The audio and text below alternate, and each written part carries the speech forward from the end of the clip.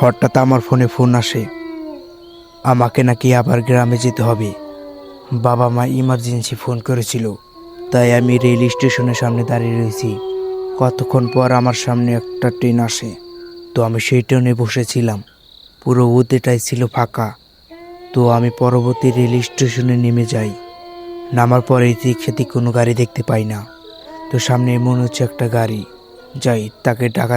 আরে ওইদিকে মনে হচ্ছে কোনো দাদা একটা ভ্যান নিয়ে দাঁড়িয়ে আছে। যাই তার কাছে যাওয়া যাক, দেখি কোনো সাহায্য পাই কিনা। আরে দাদা, আপনি এখানে এত রাত ধরে দাঁড়িয়ে রয়েছেন কেন? আর এই রাতে তো এখানে কেউ থাকার কথা না। আরে বাবু আসেন, আমি তো আপনার জন্যই দাঁড়িয়ে রয়েছি। ওই লোকটার সাথে আর আমার সাথে অনেক সাক্ষাৎ হলো। তার পরিচয় দিতে আমি তাকে চিনে ফেললাম। আর আমি তার সাথে যেতে শুরু করলাম।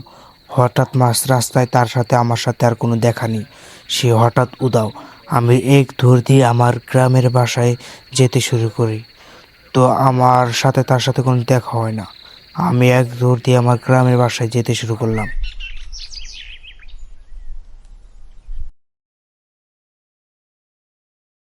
সেই রাতের ঘটনা সব তার মা বাবাকে বলে দেয়, এবং তার মা বাবা বলে, বাবা গতকাল তোর চাচা মারা গেছেন, তো তার কারণে তোকে ফোন দিয়ে আসতে বলছি। আচ্ছা ঠিক আছে বাবা, আমি বাইরে থেকে তাহলে ঘুরে আসি।